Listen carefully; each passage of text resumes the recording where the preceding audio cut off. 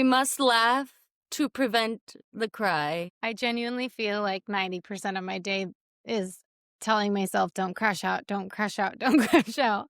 And I just want to know what it's like to not feel that way. You know, I recently asked my sister-in-law, who you know, Yeah. I'm like, so you wake up every day and you could do the exact same amount of work every day. You could guarantee on that, on your energy, on your ability to focus, on your ability to plan. And she said, yeah. I'm like, kudos. But on the other hand, I am grieving this version of myself that is unable to do that. And I was able to do that for a long time until I realized that I literally cannot mask in that way any longer. Otherwise, my body will give out on me. Well, yeah, once you realize how much you're overcompensating and how much extra energy you're using, trying to act like everything is actually not as hard for you as it actually is, then it's like, oh, well, now I'm aware. Can't do that anymore. Ignorance is bliss, but that ignorance is bye-bye, and now I'm not bliss. That tech situation really did rattle me. It really took me to a whole different level, and now I need to get back into my body. That's the thing, is I will be feeling on top of the world. Like, I was feeling good. I was walking through the living room. I was making poses for Ellie. I love this. I was feeling good. And in my mind, in that moment, I have never experienced executive dysfunction in my life. You know, that's what it feels like. Like, I'm flowing. This is what's natural. And then the second something goes wrong, the second I sit down to do this with you and there is some technicality that isn't working out. Welcome to Cousin Closet, where we Dear unpack God. shit. Yeah. Do you know what I this mean? is us. Okay. Okay, well, I have to pull down my skirt. The way that you're actually in the closet. You know what? I thought I got out of here a couple of years ago. I thought I'd never be back.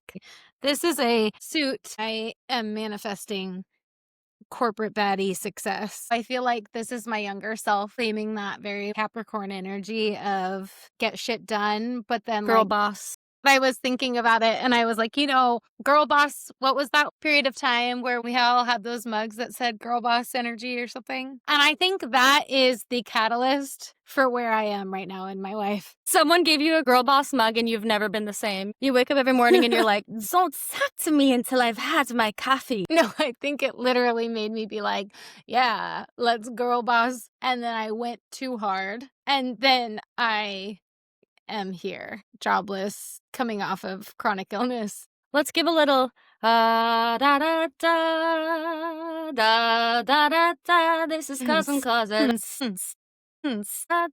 This is Cousin Closet. Yeah. Okay, in case we haven't just like stated it outright, welcome to Cousin Closet, the podcast where we unpack our lives together as cousins. I'm Maddy. I'm Emily. I am a month and a half older. And I have always made sure that she knows that. It's true.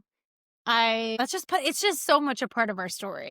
I don't know how else to better explain us than calling back to our younger selves, which is what inspired our outfits for today, right? Yes. Yeah. We decided that on Cousin Closet, not only will we unpack our lives, we're going to unpack our closets, filled to the brim with things I've owned since high school. Truthfully, I've had this since high school, Forever 21. Forever 21, RIP. You know, they went bankrupt, right? So basically, they took it digital and they said, we can't afford a brick and mortar store. When I was young, it was like Forever 21. This is practically designer, right? I'm going to Forever 21 and I'm going to get a fur coat. And that is essentially my designer piece in my wardrobe. You know what? It's lasted though. I mean, I'm impressed by it. I feel like any Christmas, any birthdays, that would be the go-to spot. Any visits from cousins, because Maddy and I'm from Oregon, she's from Utah. And so that gives context into a lot of things of our lives. Should we just do like a quick little individual intro? Rapid fire. Do we want to do our rapid fire? 60 seconds. Okay. Yeah. Do you want to go first? Sure. Okay. Okay, your 60 seconds begins, don't you dare, begins now. Okay, Emily. I am originally from Oregon. I'm about to be 31 years old, a month and a half younger than Maddie. I am a Capricorn. Okay, for those of us that are into astrology, I'm a Capricorn sun, Sagittarius rising, and Scorpio moon. And I feel like if you know, you know, those are polar opposites, and that really just showcases the internal battle and dialogue of my mind. I had a crazy year, and we're going to pack that later on this episode. So I'm not going to give too much there, but I will say right now I am living in the sunny San Diego, and it's been great. I'm here with my dog sleeping. 10 seconds. Usually I would do like a little show and tell, but I don't want to wake him up because then I have to be a dog mom for the rest of the episode. But I'm obsessed with him, and 60 seconds is really hard to give you some insight. That's it. Okay. I don't even feel like I scraped the surface. Good. That was good. Wait, let me get my timer. Ready? Go. Okay, my name is Maddie. My full name is actually Madison. My mom and dad were going to name me Madeline after the children's book character, who is still one of my icons, but actually they decided on Madison, and now my name is Maddie. Maddy, not IE and not I. My grandma still spells it wrong, but I love her so much. Okay, I am 31. I'm a Libra sun, Gemini moon, Sagittarius rising. I am an astrologer. I tried to do corporate, and it didn't work out because I had too many breakdowns and not meant for that space. I am very neurodivergent. I live with my girlfriend in San Francisco, and she's perfect. I feel more like a dog than a person. I'm a witch. My favorite color is green, and it has been for a while. I'm literally in my closet right now, reporting from the closet. 5 seconds. I'm a youngest child. I'm hungry. Okay, did you practice that? Because no. You do a lot better under pressure than I do. I feel like when I'm under pressure, I literally just stop speaking. Do you know the story? The fact that we almost had different names. So your dad, my mom were talking when our moms were pregnant. And you were almost Emily and I was almost Maddie. Yes, I know this story, and I have something to say. Okay. They also got married on the same day, right? No. Is that not true? Wait, I could have sworn that your parents got married on the same day that my parents did. No, I mean, I know not that the they're in the year. same month. Not the same year. No, it is the same year. It was the same year? Yeah, because I talked to your mom recently because she was grieving, obviously, the fact that my parents are about to celebrate their 40th anniversary. And yeah, because I got a dead dad, too. Throw that in there. Yeah. Woo! There's a lot to unpack here. What I'm getting mixed up with is that my parents got married on my mom's sister's birthday, which that would not work for me as a Libra. Can you say that again? My mom and dad got married on my Aunt Joanne's birthday. Yes. It's like, okay, yeah, no big deal. It's just a day. There are 364 other days. Yeah. I mean, whatever. She was fine with it, I guess, in the long run. But it does seem like our parents were canoodling. And I'm like, what the fuck is canoodling? Canoodling makes me feel like cunnilingus? No, like cuddling. Like canoodling is like what you do when you're in like the beginning of a relationship. Like canoodling is like we're conspiring. Conspiring, yeah. Okay. I think canoodling and conspiring are the same. I took that differently. Yeah. Well, regardless, our parents were married around the same time, had kids around similar time, and they were canoodling. You know, should she be Emily or should she be Maddie? I don't know. Should we swap? I'm not an Emily, and you are not a Maddie. No. And if they had done that, our entire lives would have been different. I feel like names, well, it's actually funny. I've never really identified with Emily. I've always felt like, I feel like I've gotten it like into it more as I'm older, but I always felt like it sounded like a child's name. I always felt like it just felt, even in my 20s, I felt like I was 8. But I feel like, and I've talked about this, so my name's Emily Joy, but as I've gotten older and kind of recognized like being a Sagittarius rising, kind of looking a little bit into my human design, being like, you know, creating joy for other people, I feel like I've really resonated with that a lot more. Yeah, Emily Joy has always felt really resonant for you. I will say you've always felt like an M to me. I agree with that. Which brings us to the original girl bosses. Us, actually. So if you ever heard the term girl boss before 2010, it's because when we were toddlers, we decided to go into business together. What were we going to call it? Just guess. What were we going to call it? 1, 2, 3. M&M. Let that sit with you. The genius of it. We wanted to open up a boutique, right? Which honestly... We wanted to open up a boutique. As you guys see our outfits throughout this entire podcast, you will recognize just the difference in our style. I am now struggling to even understand the type of, like, we would have to have a very split different sides. Like, I feel like you would know what's my side and what's your side, which also I think is very much like the yin and the yang, which was what we bring to each other. It's giving New York Minute closets.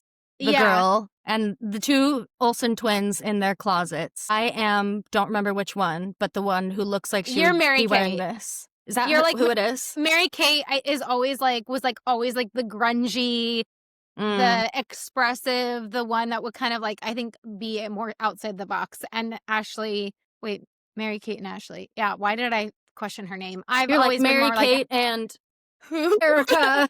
Yes. I was going to say, though, the other day I was on the beach and I was talking to this random guy, this stranger, and he asked me what my name was. I'm almost 31 and I thought stranger danger. Hey, so you can never be too safe with men. When I was in Ecuador, I remember one time a random person asked me and I go, Maria. Okay, when I was on my Mormon mission, something we got to unpack on a whole episode of its own. They would ask my first name and I would say it was Maddie, and they would say Mari. They thought my name was Mary. Mari. Oh, I hear. And yes. so okay, I think everyone, because like technically when you're a missionary, you're not supposed to like tell them your first name. So I'd be like Maddie and I would feel kind of bad, and then they would think it was Mary, and I was like, this is totally fine. They just think that I am the mother of Christ. And I'm okay with that. I feel like that would give me kind of like a power trip a little bit, but you do you. But another thing that gives me a power trip is being in this fur coat that I have had under my bed for a long time, because when I was like, no, I'm a lesbian, then you have to go through this whole like saga of figuring out, do I feel more like a girl or a boy in general? And today and for a while, the cheetah coat just didn't make the cut. Yeah. But we're feeling femme lately. I'm feeling good. I have my hair down. I'm wearing a mini skirt. I have full beef. You shaved the other day. I had not shaved my armpits since your wedding, which was what, 3.5 years ago? Also another thing to unpack. She was married. Yeah, that was the last time I'd shaved my armpits fully. And when I tell you that I shaved my legs, I shaved my body, it looked like a small animal, maybe even a mid-sized animal, had gone through a good old shaking in that fur off. Shedding, that's the word I'm thinking of. Shedding. So yeah, the cheetah coat is back because we decided that for Cousin Closet every week we're going to give each other a prompt for our outfit for the next episode. This time's prompt we gave each other was little us, right? Young Emily, young Maddie. Do you want to go ahead and tell us about your outfit? Yes.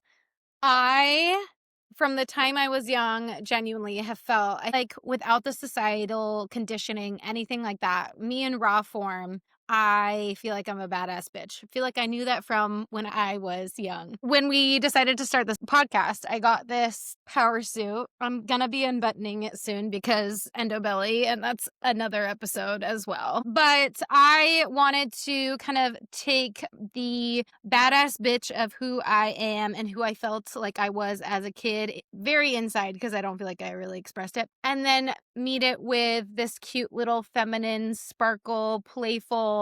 We always just touches herself. Just starts doing circular motions on your boobs. These two girls, they are just two girls. Oh, we're talking about us, so we're talking about the boobs. I don't know. This literally makes me think about a time when I was, oh my gosh, I don't know if we're going to keep this in or edit it out, but I was hanging out with my friend Tara. Somehow this came up in conversation. Listen, grew up very religious, didn't know a thing about my body, okay? Like, let's just put that into context. I didn't know that your, like, nipples can get stimulated and, like, grow to, like, get harder. You say, so are you a shower or a grower? When it comes to those nips. I've always been itty bitty titty, but I was wearing just this like camisole and I was standing next to her and I just was like, I was just rubbing my nip because I was so, I didn't know. And then it started getting harder. And my friend Tara was like, what, stop it. And I just was like, oh, I didn't know that happened. Oh, this podcast is so just good. It's just going to end up being us trying to tell a story, progressively shouting at each other more and more with greater greater gaps between words. Everyone needs to discover their nipples. Where you turn on the episode and you feel like you have like a couple of best friends in your car. You turn on your podcast and you feel like you can start feeling your nipples, making sure they're still there. And yes. You know what? No shame about it, okay? Sometimes you just gotta make sure your nipple is erect and move on. Yeah. Okay, yeah.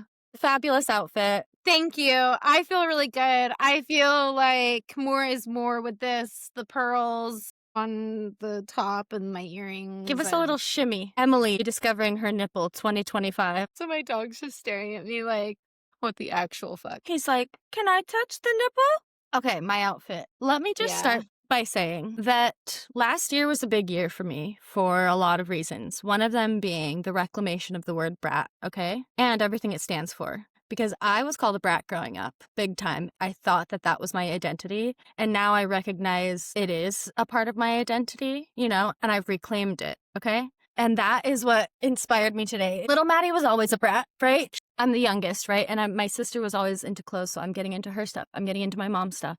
And I'm also a Libra, so I have to be fabulous. The other thing about that is I've always been a little tacky, and I'm so grateful, you know? Listen, like, thank God I've been tacky. You. I can only afford to be tacky right now. And now it's a part of me, and I feel good about it. Okay, so Cheetah, my mom is the OG Cheetah girl. So she always had me in Cheetah, okay?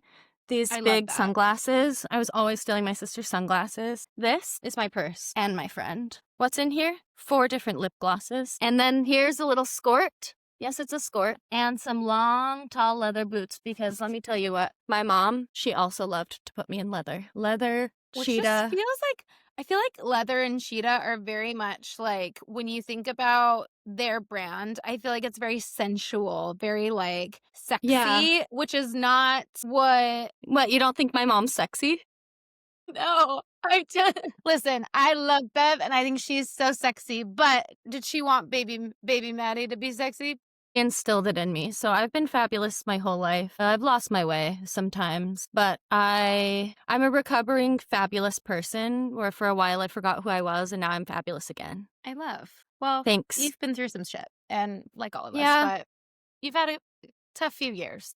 Yeah, so now that I have shown my outfit, what I'm going to do is I'm going to take off these sunglasses because they're overstimulating me. I'm going to unbutton these pants. Unbutton your pants. Is there anything on our laundry list that we need to go over? Yeah, I had a big laundry list. I feel like you did a really good job at summarizing yourself in 60 seconds. And I was thinking about it because I think the reason why it's hard for me to summarize myself in 60 seconds is because I am in a life transition in every single aspect of my life to where, candidly, I think that there's a lot of rebirth and a lot of things that I'm like, yeah, I don't know.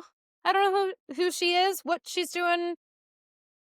Very Scorpio moon of you. Yeah, there's a lot. There's a lot to say that. As far as the laundry list goes. Yes.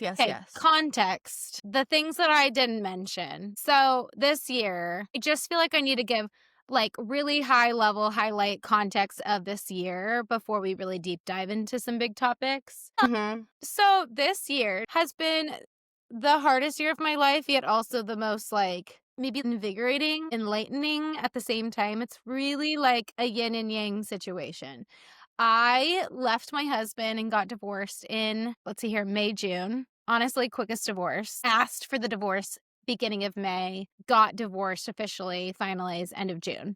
Pretty streamlined process. So I'm not going to lie, I have never done anything as quickly as you got a divorce. Here's the thing. I do feel like all of my executive function for this entire year went to that month and a half. So I think that's what's hard is that I ended up getting divorced. And then come September, I've been in corporate basically since post-grad, so almost 10 years, been in kind of like the recruiting space. And I got to the point where I was like, I'm really unhappy and I am going to get burnt out again because I was burnt out in my last job. And it was just becoming this cyclical thing of finding a new job, getting that dopamine hit, realizing I was masking the whole entire interview process in the first 6 months of my job. And now I literally can't handle it. And I was seeing that cycle come to life again. And so I was like, well, I need to quit before I get to the point where I'm so burnt out because I just left something that didn't serve me, aka my marriage. So I'm kind of like, what would it mean for me to stay in this job. Like, I feel like I was just going to be repeating the same patterns. So, left my job in September, have been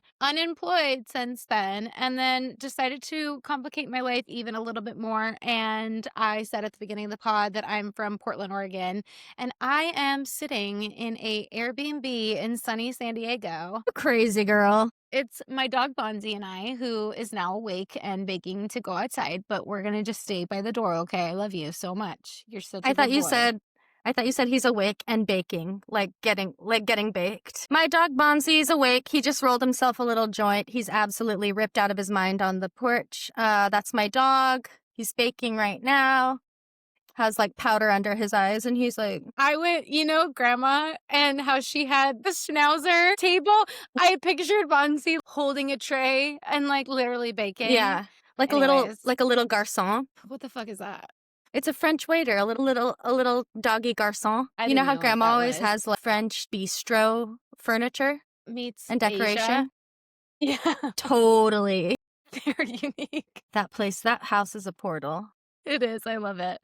So my laundry list, I just felt like that context was very necessary. Yeah, totally. I need to find a roommate, and it has been so much harder than I thought. And it is taking everything in me to not crash out every single day when I get ghosted. I genuinely feel like finding a roommate is like dating, which I have no interest in right now. And I feel like I get ghosted left and right. And it feels like I'm trying to find a compatible partner because honestly, again, I feel like I've done too much shit for me to surround myself with people that are not like-minded. But apparently slim pickings, and that's really tough. So I'm trying to figure out career moves, potentially going to school, finding a roommate, figuring out maybe a part-time job, just really trying to get myself in a good position for the new year, because I really do feel like the new year is like when I'm centered and when I feel like I'm feeling good and I'm in my follicular phase and I feel like nothing can fucking phase me. I'm like, 2026 is my year. Like, I sloughed off everything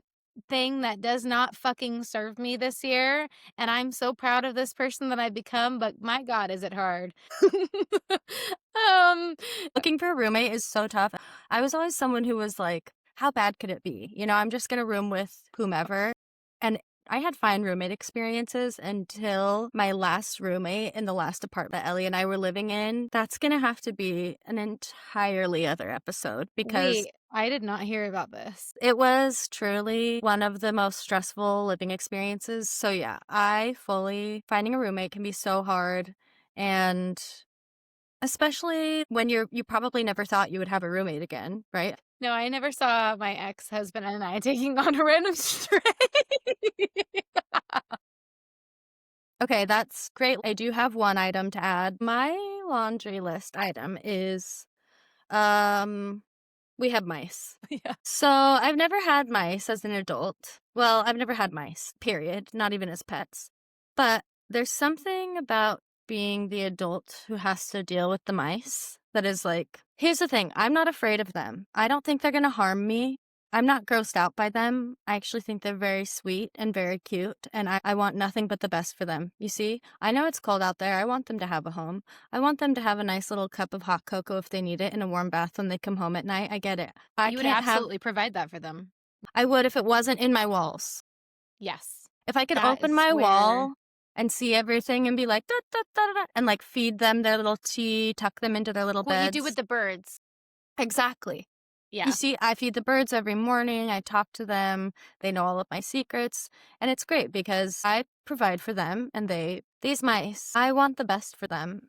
What I'm most afraid of is one of those godforsaken mice dying in the wall and then my entire house smelling like there's a rat funeral happening. That'd put you into a week-long spiral, and myself included. I had to cancel all of my plans when I had a fruit fly infestation. You did talk about that for weeks. It was awful. It was horrible. Horrible. So yeah, we have mice, and I got 5 traps that are like the friendly ones, right? When you say friendly, I can't picture it. They walk in, and there's like a little friend that pops up and is like, would you consider relocating? No, it's just basically like once they go in, they can't get out, but it doesn't kill them, Okay. right? So then I have to take them, pick them up, take Which them you'd be somewhere fine because it's else. like, they're in a container. Yeah. I hate seeing them out of place. And knowing again that like if I've seen They're one in your out here, there walls. are probably multiple in our walls. And again, I would be Procreating. fine Yeah. if they could just live there in peace, if it weren't going to disturb like our sensory experience in our home. Totally. Unfortunately, it's not the case. And I already know our home is not safe enough to have rodent pets that can roam freely because they would fall off the 3rd floor and die. Or I fear possibly lose themselves in your apartment. Fun fact, Maddie and Alora, they don't love mini lights on in their apartment, and Who that does? can be a little discombobulating for the guests, especially when they're on mushrooms.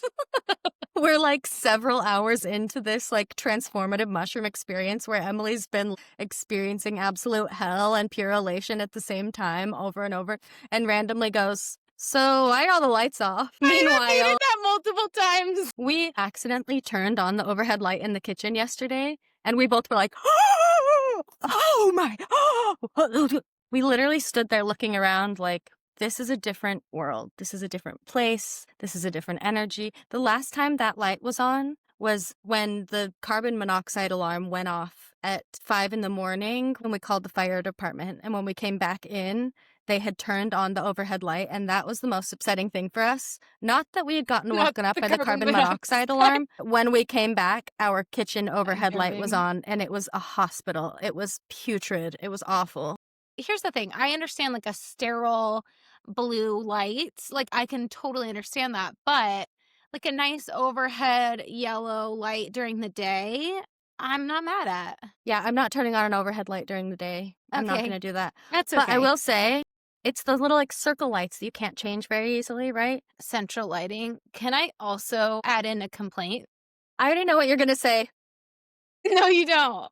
Is it the bed frame? No, this is unrelated. I am reaching Okay. for my back because I got a burn from my heated seats in my car. I can tell just like a little layer is off. Yesterday, I got up early, and so it was a little cold, but I was dressed for the rest of the day. I had only had like a crop top on, so like my back was exposed, but I still wanted to have the warmth of the heat. Now I have a little burn on my back. I will heat up the 5-pound rice bag we have and put it in the microwave for 5 minutes, and then I hold it under my shirt until my belly is like red. But I've never gotten burned by it. My I think whole it's life, anytime I resonate as someone that's colder than the average person, I feel like I typically ridicule. You little cold girl, so cold. You little dumb cold. No, Ice Cube. I understand that.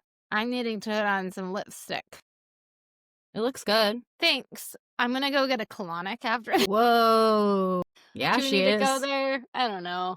I mean, we're gonna have to have an entire episode on your coffee enemas. And my colonics and all of the And your weird shit that I colonics. do. Yeah. Just Emily and her colonics. Just my cousin Emily talking about her colonics. Nothing crazy. Well, should we get into what we're unpacking Yes. this year of Yeah. 2025? We're gonna unpack this year. Obviously, we're gonna have to do some fuller episodes that dive into the topics at hand, right? Some of the things that happened this year, we're not going to be able to cover Of the in ins and depth, outs. right? Yeah. I think we are going to unpack comprehensively what this year looked like for both of us. Let's just see what comes out of it.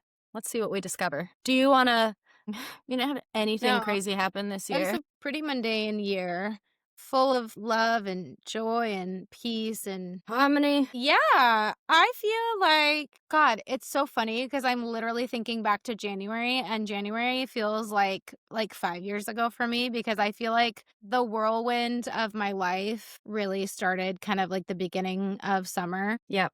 And so honestly, I feel like the rest of the year feels like blacked out. But I will say, I feel like the beginning of this year was when I really feel like I came into my own as far as my spirituality. I don't think either of us talked about it. So I am deconstructed from Christianity. That was, like, so much of my life up until I feel like when I was 25, I fully admitted to myself that, like, something didn't feel right, but I just had a lot of shame with not having that be a part of my identity. Between 25 and 30, I feel like I just kind of put any type of, like, religion, spirituality, everything on the back burner because I was like, this got the attention for 25 years and like I deserve to focus on other shit. I don't even want to give it the time of day to even just deconstruct.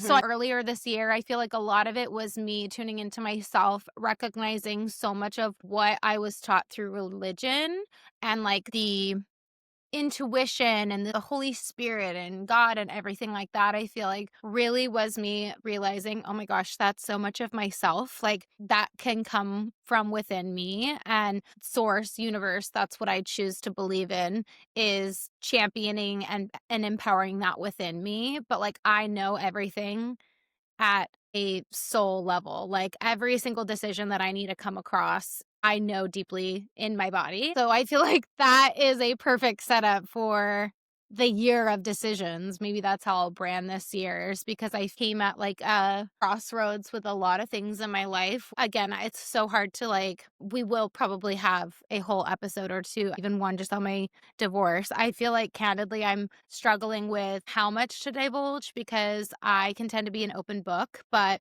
I'm trying to figure out like the balance of not sharing someone else's story, but also recognizing that it's my story to be told as well and always trying to find and strike that balance. But yeah, I mean, so much of the marriage was not great. And I think that can be something that was agreed upon. I feel like I fell into that because of the fact that I was just brought up in that religious culture of being taught, to kind of be that traditional wife, find the marriage, and just so much of my life, I was going on the trajectory of what was expected of me. So that was to get married, eventually build a family, follow corporate, follow like the path of least resistance. So I feel like Mhm. this year has genuinely been unpacking that and like unpacking that mentality and taking every single decision for myself and questioning, did I choose this because it was the path of least resistance or did I choose this because it was actually something that was like true to my intuition and my core of who I am? That's what led to me choosing myself. And honestly,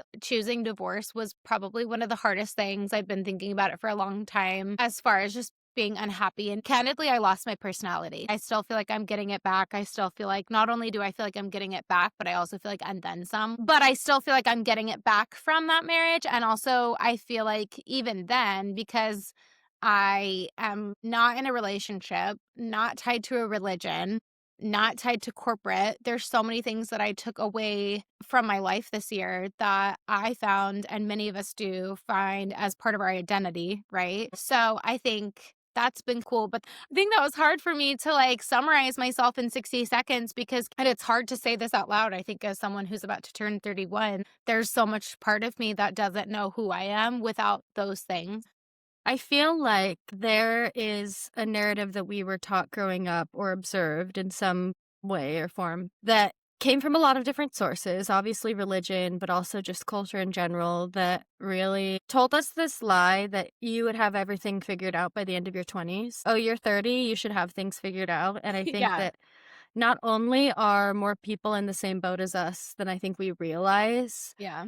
I think that it's much more common actually to be discovering yourself right now as somebody in your late 20s, early 30s, mid 30s, whatever it may be, because there's kind of like this collective change happening, right? Where there's resources that are available to us that haven't been. Yeah. There are like opportunities to commune with other people who have a similar experience so you don't feel as alone. There's encouragement coming from outside places that we haven't had in the past. So I just feel like it's important to draw attention to the fact that probably a lot of us feel like we're crazy for still trying to figure ourselves out and reinvent ourselves in our 30s. And also, I think it's a much more common experience now than it has been in the past.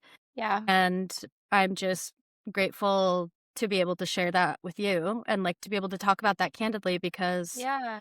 it's not, neither of us expected to be 31 years old and not have a set career path, that was like already flourished and like Yeah. a stream of income that was so solid. you know? Yeah, And also, neither of us would change who we are now, right? Or who totally. we're becoming. And I think that's a really interesting note when it comes to choosing to just like flip your life on its head. The why behind that is because you know that there's better options than what you've been like letting yourself believe. And Yeah, the only reason that you wouldn't do that is if you were just too afraid of what would be on the other side and there not being something on the other side, right? So yeah, like this middle ground place is very much so indicative of your belief in yourself and your confidence and your yeah. knowledge that you can do whatever you want and live the life that you want. Yeah, beautifully said. And also, so much of those constructs that I was raised in, religious, being a woman in today's society, I don't think really supports going out and doing something on your own. You know, we are a society that benefits from getting married, having kids, a society that benefits from staying in capitalistic ways of, the 9 to 5 grind. And I think many people are unhappy because of the fact that it's the path of least resistance for many of us, whether it's in corporate, whether it's in their marriages, whether it's in their religion. But I think it's because there's this fear of going against the grain, and most of those things create a lot of security. So, for instance, not having the dual income, right?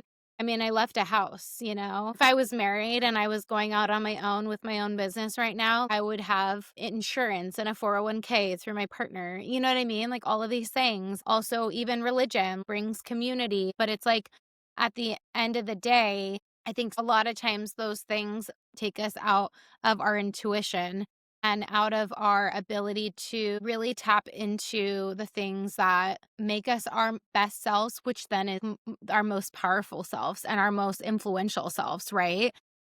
There's no fucking way if I would have stayed married and if I would have stayed in corporate, I wouldn't be on this podcast. Like, this podcast would not exist. You know what I mean? No, yeah. And so I take a lot of pride in getting myself here, but it's been a journey. It's been really tough. And I mean, Maddie knows this firsthand. I feel like, you've been such a resource for me as far as navigating these huge decisions and these huge steps towards myself that are so fucking scary that I know, like, a year from now, I will not regret. It's just really hard. I mean, I am in the thick of everything of my life. It is. It's not easy. Starts crying on podcast one. I mean, if you're thinking, okay, I'm going to unpack this year, unpacking this year is literally just looking at all of the changes that you made to self actualize, right? Rather Yeah. than staying in kind of the space that you had been in and chosen to be in, but under different circumstances, right? Under a different understanding of what the meaning of life is, what you want in a relationship, who you are at your core, and then getting to the point of recognizing the dissonance and choosing radical change over complacency, Yeah. recognizing that that's the only thing that will get you towards self-actualization, which Yeah. is, I think, something we have both felt extremely drawn to for our whole lives and has become a theme throughout our adult lives that we really share with each other and rely on each other to experience because a lot Yeah. of the time, self-actualization looks like undoing a lot of the nice little neat bows on the parts of your life or the parts of yourself that seemed the most solid.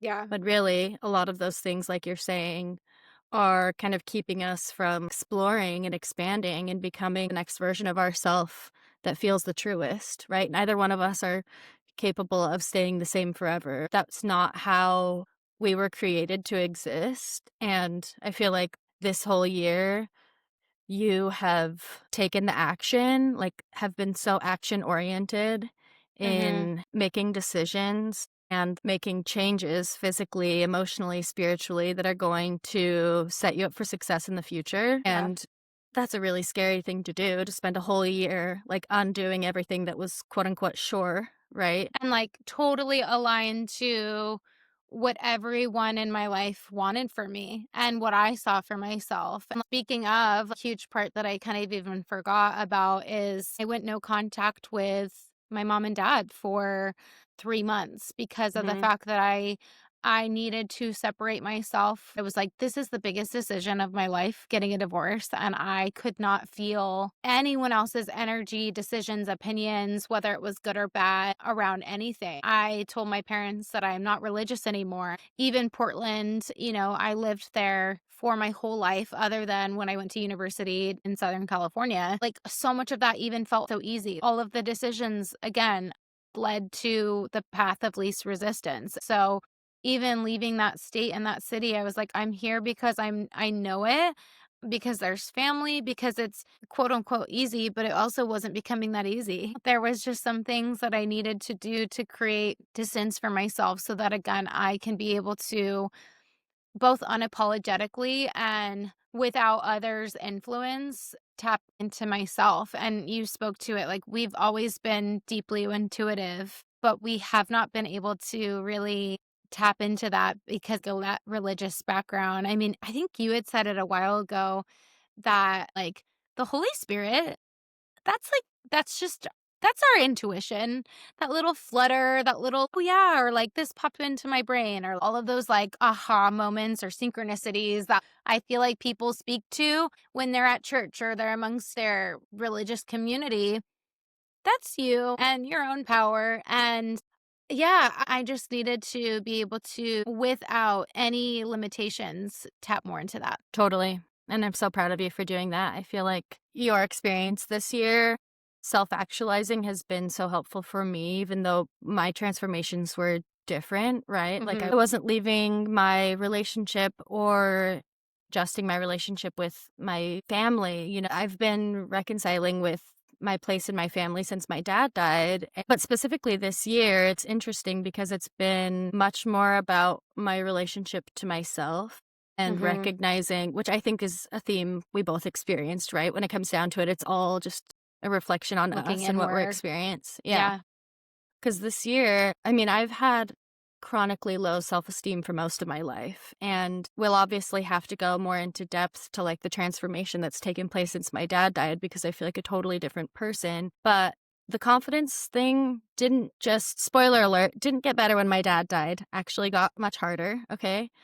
And I think this year has been me recognizing what I need to change internally, what I need to see and validate internally, and less what I need to change externally. Because I'm so used to changing things externally to try to make things fit and work and be comfortable, whatever it may be. When it came down to it this year, my biggest lesson was recognizing my strengths, empowering myself to be myself, validating my uniqueness, my neurodivergence, my psychic self, which has always been something that felt like such a silly, indulgent thought for me even to consider looking into, you know? And Lot of deconstruction has to happen to get to that point, I think. Yeah. totally. Well, and I think I've been doing a lot of deconstructing in these past years, that this year it was about I have to choose to step into that power and to Mhm. believe that I'm capable of that, because my external circumstances are supportive, right? It's coming down to my confidence in myself. And Yeah. I went from being a nanny, which I loved that family so much, but I found myself in that situation falling into similar patterns of self betrayal, not because of anybody else, but because of my tendency to get lost in caring for other people as a way of ignoring what I'm feeling internally, right? Yeah. So when I finally decided I am going to leave this nanny job and I'm going to work on building my astrology practice and just investing in that, even though that seems really scary and is just fully relying on my knowledge, my expertise, my intuition. Yourself. Yeah. Yes, me. That's been the theme of this year for me, is looking inward without being like, I feel sick, I want to throw up. Because Yeah. I've always felt so embarrassed shining the light on me. Know that that's something I need. I am a very external person. I'm an external processor. And coming back to that place within myself this year has been really tough. It's really pushed me. And also, I feel that as I have made decisions that are based on my intuition and less based on external circumstances, the more free I feel, or I'm able to show up externally, and the more I'm able to see this like hope for the future. you know, like look forward with a clear mindset that is based in, I'm not a piece of shit. I like who I am. I like that I have something unique to offer the world. And I had spent so much time being stuck in this space that was, I am worthless. I must figure out like how to be worthy of something. I think it's really interesting that this year for both of us, it was very much so a theme of self-actualization, right? Where like you had chosen yourself internally and you had to change your external circumstances to be able to match, right? Yeah. And I feel like I've spent time changing my external circumstances, which has been great. And this year for me was about not trying to change internal me to fit that, but recognizing that internal me is already driving that and does innately fit that. It's only me not believing in myself that's standing in my way of feeling good about who I am. You Yeah. know, we have been shedding this year. We have been Which, shaking the fur off. it's the year of the snake. Exactly. That concept, because it's Chinese astrology, right? Which, from what I have learned, and I will let my astrologist partner chime in after, this year is all about the year of the snake, which is literally shedding, sloughing off anything that is not serving you, because next year is the year of the fire horse. Basically, it's all about building, action, taking those steps. So you're really creating this like clean slate at the end of 2025 so that nothing is built off of a muddy foundation. It's funny because Maddie and I thought about this podcast after I quit my job, and we were like, yeah, we're going to start it this year, 2025. We're going to put it out. And we both kept feeling, ooh, like this doesn't feel right. Like there's something that is slowing us down when I look into where I feel the energy. I so feel like it's very intentional for us to launch this podcast in 2026 because both you and I needed to have the year that we had in 2025 to really create this like portal and platform of self-expression and sharing and an ability to relate to other people and be able to share our voice. I think we both have always gravitated and felt this deep sense of wanting to share ourselves and story. So I'm really hopeful. Obviously, like with the year that I've had, I feel like I'm like, oh God, can it really happen overnight? And I think, again, there's action there. You have to back that with your own mindset. I am very much looking forward to 2026 and Me looking too. forward to saying sayonara 2025. Fuck right off. But thank you. To Totally. It's like, thank you 2025. so much, but like, bye. But Middle like, see finger. ya. Bye. Yeah. Okay. One thing I will say, yes, this has been the year of the snake shedding, right? Yeah. Da-da-da-da-da-da. Next year, the horse, go, action, movement. So what's interesting for us, and certainly we'll be continually talking about astrology more since that's my career and also my special interest, and something that has been extremely foundational for me in reconstructing my life. In astrology, there's something called the perfection wheel. What that is basically is every age relating to a certain house on the astrological chart. There are 12 different houses on the chart. They all represent different things. We'll keep talking through, but let me just tell you this. So the house that you and I just entered, right, 31 years old, is our 8th house perfection year. What does that mean? The 8th house is ruled by Scorpio, the sign of death and rebirth, transformation, shedding, right? So we have been shedding this year. It's not going to end. Yeah, we're going to keep shedding. Yeah, because this 8th house year is very much so dying and being transformed, but again, also rebirth. So I think there's this beautiful juxtaposition of breaking down a lot of things that were no longer working for us this year, right? And then next year, the whole year is going to be about this like movement, this action, while also giving us the opportunity to be reborn in ourselves. This part of the chart, the 8th house, it also represents other people's resources, not just money, but also like emotions, feelings, stories, like being able to really work with the resources that belong to other people. All of that to be said. You and I both have our Mars sign, the planet of action, right? The planet of movement in the 8th house. So we're very deeply moved and driven by transformation and by the ability to die and be reborn continually. That's a huge part of both of our charts, with you having a Scorpio moon and me having a Yes. Scorpio stellium, many placements in Scorpio, right? But this theme of transformation for us is deeply tied to who we are as people. And I think Yeah. it's fascinating that we are entering this part of our life that is focused specifically on transformation as we're creating this podcast Yeah. that represents to us growth, change, breaking out of the boxes that we've been stuck in, and also just trusting ourselves, which is self-actualization when you have been taught to repress or Yeah. to deny or to hide your sense of self in any way, right? So we've been preparing for this and choosing to be vulnerable with each other, choosing to invest in ourselves enough to share our vulnerability with other people is literally astrologically aligned with us exactly where we are going into this next year, which I think is I love that. really interesting and really fabulous. That transformation is also action, you know? Yeah. And transformation doesn't have to be like, who the fuck are you? I've never seen you before. Transformation can be you are every day becoming more yourself. I also have been kind of realizing a lot of times action will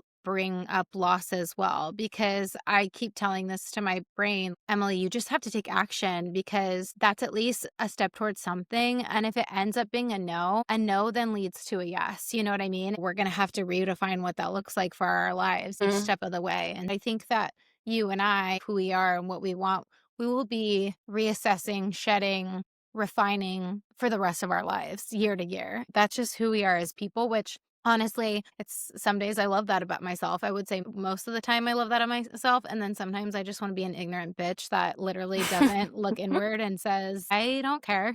And I'm just going to I'm be perfect. a Karen and not give a fuck. But unfortunately, we both want to continue to ensure that we are aligned and I think it comes back to connection, right? It comes yeah, back to there being a great part of us that is fueled by connection. It's like, this is just my soul finally understanding like, the way that it's supposed to participate in the world, because I mhm, haven't felt like it's allowed to show up in the way that it needs to ever, you know? So yeah, now us being our own people as adults, yeah, already using our space together to just yap at each other. yeah. And then also choosing to do that in a space where other people can listen if they want to.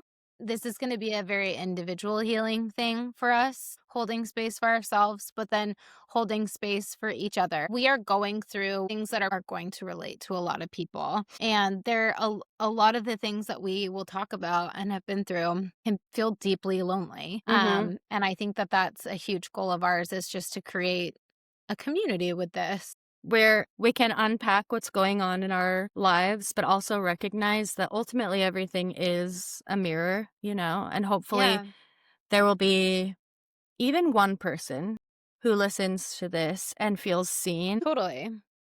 Yeah. And I also love the idea of intertwining one of our greatest passions of fashion and something that we always thought that we were going to do together. We've both recognized that creativity is something that's so important for us to own in who we are. And so to be able to lean into that, I love that as well. Yeah, I It's a agree. balance. Everything about this, I feel like, is Everything very yin and yang. duality. Duality. Say it with me now. Duality. Duality, duality, Duality. duality, Duality. duality. All right. Next week, we'll be unpacking what we want for 2026. What's our theme Or for theme. outfits? Okay. Theme for next week. You have to New Year's Eve. Okay. New Year's Eve. Yeah. Okay. I'm going to write it down so we don't forget. Okay.